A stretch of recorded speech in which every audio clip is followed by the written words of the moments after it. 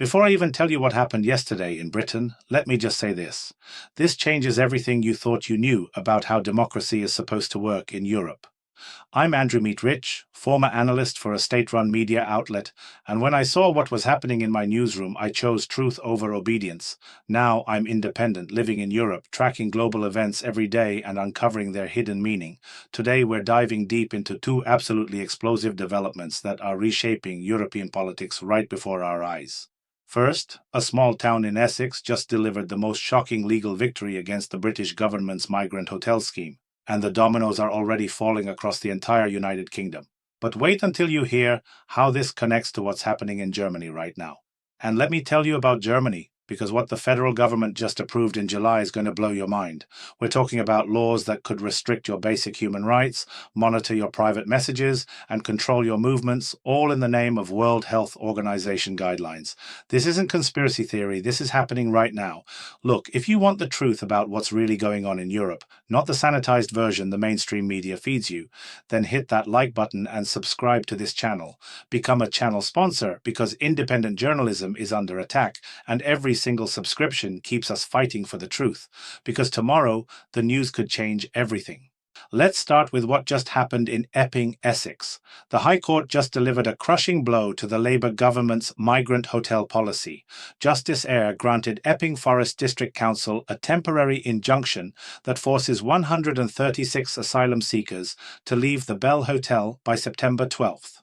This is the first successful legal challenge of its kind, and it's setting a precedent that's about to spread like wildfire across Britain. The Bell Hotel became a flashpoint after Hadush Gerbeslassie Kebatu, an asylum seeker staying there, was charged with sexually assaulting a 14-year-old girl. Thousands of residents took to the streets for weeks, demanding action. The protest turned violent, with 8 police officers injured and police vehicles damaged. But here's what really happened. Nigel Farage exposed that Essex police actually transported counter-protesters to the hotel, deliberately creating a confrontation. Wait until you hear the next part. The legal argument wasn't just about safety, it was about planning law. The council argued the hotel had stopped functioning as a traditional hotel and was operating illegally as asylum accommodation. The judge agreed, ruling that the risk of injustice was greater if the injunction wasn't granted. The Home Secretary Yvette Cooper tried to intervene at the last minute, warning that the ruling could spark more violent protests, but the judge dismissed her concerns. But here's the shocking twist. All 12 councils controlled by Reform UK are now preparing identical legal challenges. Farage announced they will do everything in their power to follow Epping's lead. Even Conservative councils in Broxbourne and Tamworth are seeking urgent legal advice. We're looking at a coordinated nationwide rebellion against the government's immigration policy. The government is in complete panic mode. Border Security Minister Dame Angela Eagle can only mumble about addressing legitimate concerns, while scrambling to find alternative accommodation for thousands of asylum seekers. The reality is brutal. Britain currently houses about 30,000 asylum seekers in over 200 hotels, costing taxpayers millions every month. If even a fraction of these councils succeed, the entire system collapses. And here's what makes this truly explosive. Shadow Home Secretary Chris Philp revealed that hundreds of asylum seekers housed in these hotels have appeared in court for serious crimes, including rape, assault, and theft. One London hotel alone had 32 men charged with various offences.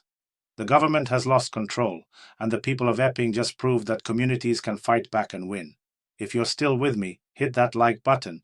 It tells me you want the truth, not just the headlines. But if you think this is bad, wait until you hear what's happening in Germany right now.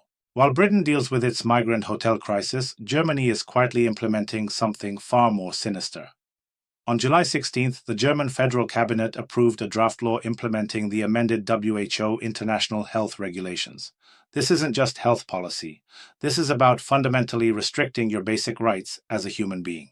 Here's what this law actually allows: mandatory quarantine regardless of your consent, restrictions on movement and travel, government surveillance of your private communications during epidemiological investigations, monitoring and control of your social media posts. And here's the terrifying part. These measures can be activated not just during pandemics, but during any risk of economic or social upheaval. The German government rushed this through just days before the international objection deadline expired. Countries like the United States, Italy, Israel, and even Austria filed objections to the WHO amendments, but Germany, which has become a driver of WHO power expansion, enthusiastically embraced them. The US officially rejected these amendments in July, with Secretary Kennedy calling them a threat to civil liberties and constitutional rights. And this is where it gets insane. The amended international health regulations give the WHO Director General unprecedented power to declare pandemic emergencies and issue binding recommendations to all member states.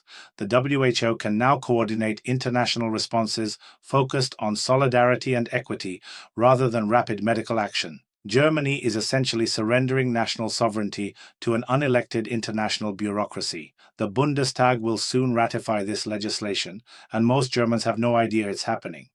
The law removes the requirement for full respect for dignity, human rights, and fundamental freedoms that was in the original regulations.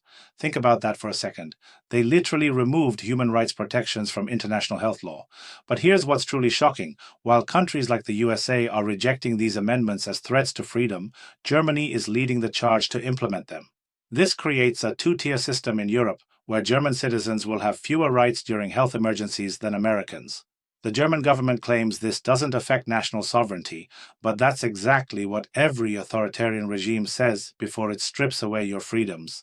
Hit that like button if you're as outraged as I am, and don't forget to subscribe and consider becoming a channel sponsor. What we're witnessing across Europe is a fundamental battle between government control and citizen rights. In Britain, the people of Epping proved that communities can stand up to government overreach and win. Nigel Farage called it a victory for parents and concerned residents, who refuse to accept being labelled as far-right for protecting their children. But in Germany, we're seeing the opposite, a government voluntarily surrendering constitutional protections to international bodies. While Britons are using the courts to reclaim their communities, Germans are about to lose basic freedoms they may never get back. The contrast couldn't be more stark. This is why staying informed matters. This is why independent media matters. The mainstream press barely covered Germany's WHO law implementation, and they're already trying to downplay the significance of the Epping victory. They want you ignorant and compliant, but you're here because you choose truth over comfort. You understand that freedom isn't free, and democracy requires eternal vigilance. Every like, every subscription, every comment tells the establishment that we will not be silenced.